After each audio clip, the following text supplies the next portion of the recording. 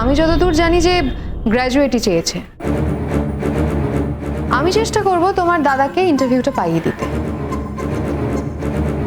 যদিও ইন্টারভিউটা ঠিকঠাক করে দেয় তাহলে তার পরেরটা আমি ম্যানেজ করে দেব। আমি ঠিক আমার ডিরেক্টরদের বলে রাজি করিয়ে নেব। সত্যি বলছেন ম্যাম? আমার দাদা যদি একটা চাকরি পায় না, আমাদের সংসারটা বেঁচে যাবে। আমাকেও সারাদিন ধরে আর টিউশনিটা করতে হবে না। আমি কি তোমাকে এমনি এমনি এতগুলো কথা বললাম অন্তরা? কিন্তু দেখো, এত বড় একটা ঘটনা ঘটে গেছে না, তার জন্য কিন্তু তোমাকে কিছু দাম দিতে হতে পারে। কি দাম ম্যাম? দেখো, ওরা মানে কলেজের সবাই কিন্তু এখন খুব সেন্টিমেন্টাল হয়ে আছে। আসলে এটা কলেজের প্রেস্টিজের একটা ব্যাপার না। না, যতই বলুক যে মিডিয়াকে কেউ কিছু জানায়নি, তাই বলে মিডিয়াকে কিছু জানে না? মিডিয়া সবটাই জানে। ওদের হাতে তো অনেক ক্ষমতা, তাই মিডিয়ার মুখটা বন্ধ করে রেখেছে। কিন্তু কাল পরশু যদি মিডিয়ার থেকে খবরটা বাজারে বেরিয়ে যায়, তখন কি হবে বলো তো? তাই আমি বলছিলাম যে কি বলছেন ম্যাম? বলছিলাম যে এই ব্যাপারটা, এই গোটা ব্যাপারটা একটু সম্মানযোগ্য করে নেওয়া যায় না? বুঝতে পারছি না ম্যাম, যে অসম্মান আমার হয়েছে তাকে সম্মানযোগ্য কি করে করব? আমি কিন্তু তোমার এই ব্যাপারটা নিয়ে প্রচন্ড সিম্প্যাথেটিক অন্তরা। কিন্তু দেখো, যেটা হওয়ার সেটা তো হয়ে গেছে, তাই না? আর ওরা তো এটার জন্য খেসারতও দিয়েছে। এবার ওই তোমার দাদার এই কলেজে চাকরি, তোমার পুরো পড়াশোনার ফ্রিশিপটা, এই সমস্ত কিছুর দামই তো ওরা চোকাবে, তাই না? তাছাড়া বাকি লোকগুলো তো কেউ খারাপ নয়, সবাই তো খুব ভালো। আর উনিও কিন্তু এরকম মানুষ নন, জানো তো? উনি কিন্তু অনেক মানুষের উপকার করেন। সেদিন যে হঠাৎ করে আর কি হলো,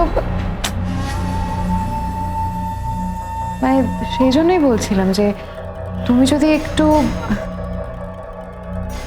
কি ম্যাম? দেখো, যতদূর আমি জানি ওই শঙ্খ স্যারের বিয়ে নিয়ে না বাড়িতে ভীষণ একটা অশান্তি চলছিল। তাই নাকি? আমি তোমাকে ফ্র্যাঙ্কলি এই কথাগুলো বলছি। হ্যাঁ, মোহরকে কিন্তু ওদের বাড়ির কারোর পছন্দ নয়। মোহরের চাল চলন দেখোই তো, কর্তৃপক্ষের এগেনস্টে দাঁড়িয়ে কিভাবে স্লোগান দিয়ে গেল। সত্যি তো, এগুলো তো সব বাড়িতে মেনে নেবে না। তবে ওদের বাড়িটা না সেরকম নয়। যাই হোক, তোমাকে আমি আর বেশি কিছু বলছি না। তবে মোহর যেভাবে জোর করে শঙ্খকে বিয়ে করেছে না, সেই বিয়েটার জন্য কিন্তু ওদের বাড়ির সবাই ভীষণ আপসেট।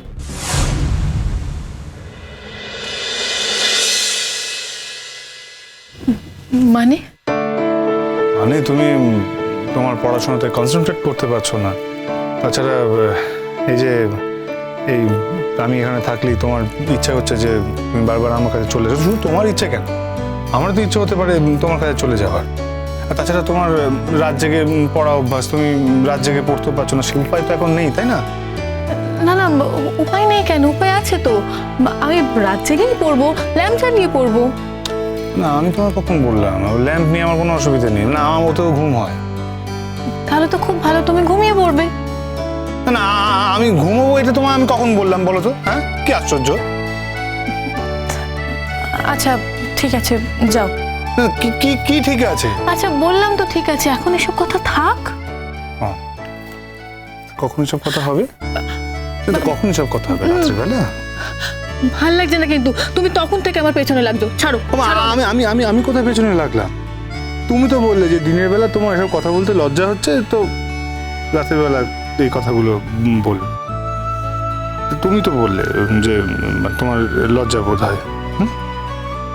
তো দেখো, আমার আমার আমার তো রাত আর দিন দুটোই এক। তো কোন সময় কথাগুলো বললে তোমার সুবিধা হবে তুমি বলে দাও। তুমি আমাকে একটা সময় বলে দাও, রাতের বেলা, দিনের বেলা। না না, কোনো সময় না। না, কোনো সময় না? ও, তুমি তুমি কথা বলছো, তাই তো? আদরটা তো হতেই পারে, সেটা কোন সময়? দিনের বেলা? নাকি রাতের বেলা? না তুমি তো বলেছো যে যে আমার কাছে একটু কাছে না আসতে পারলে তোমার অসুবিধা হয়, কেমন লাগে, তার মানে আদৌ বেশিক্ষণ না খেতে তুমি থাকতে পারবে না, কি তাই তো? বলো না, এটাই তোমার মনে কথা তো?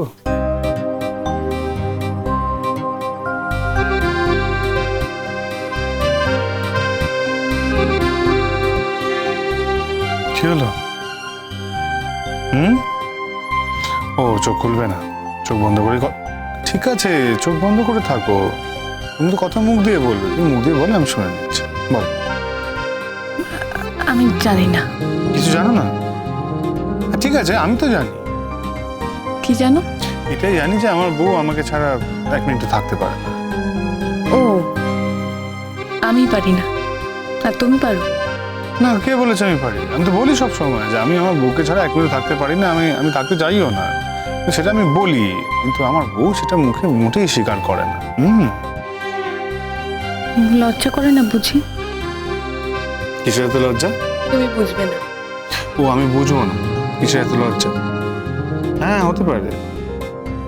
এই দেখো না, দিনের বেলাতে কেমন নির্লজ্জ হয়ে আছে, তার মধ্যে আবার দরজা বন্ধ দিনের বেলা।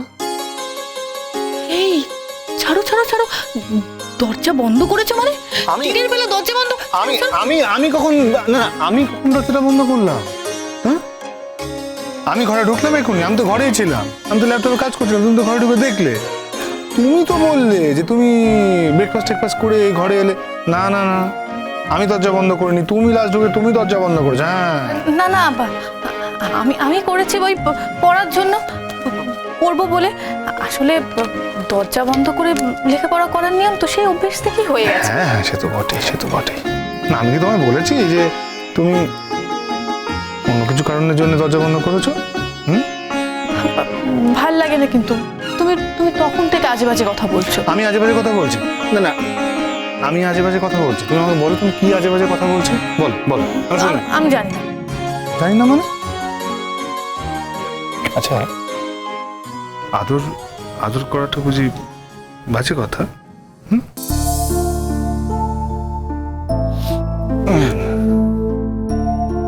ছাড়ো না। আচ্ছা বেশ, ছেড়ে দিলাম। ছেড়ে দিয়ে তুমি কি করবে? কোথায় যাবে শুনি?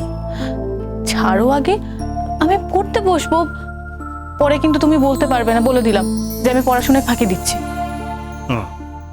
আচ্ছা শোনো, তোমার সাথে অত্যন্ত জরুরি কথা আছে, খুব জরুরি। কি কথা?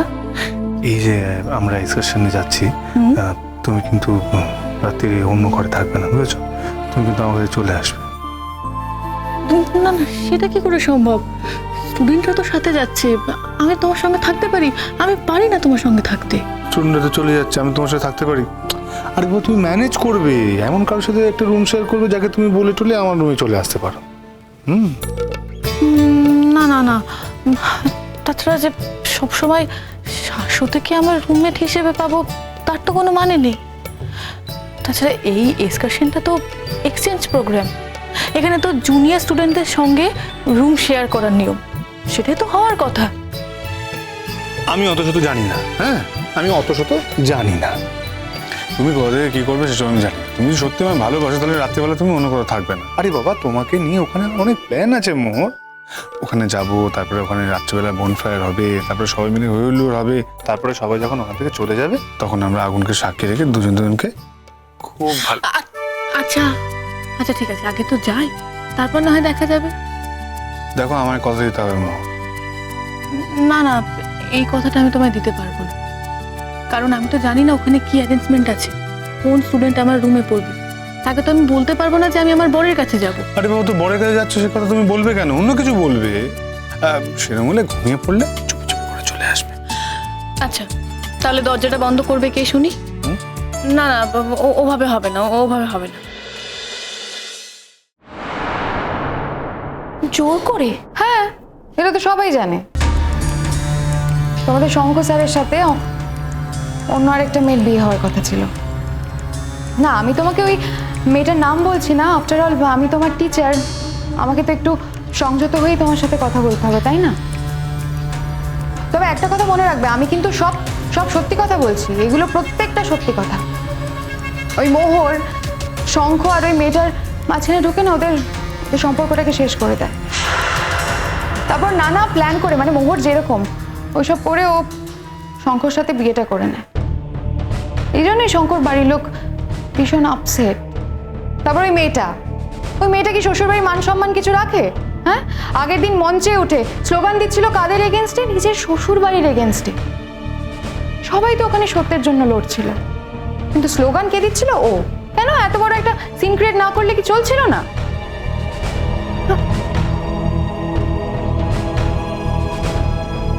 অন্তরা, এসো না, বসো, আসো।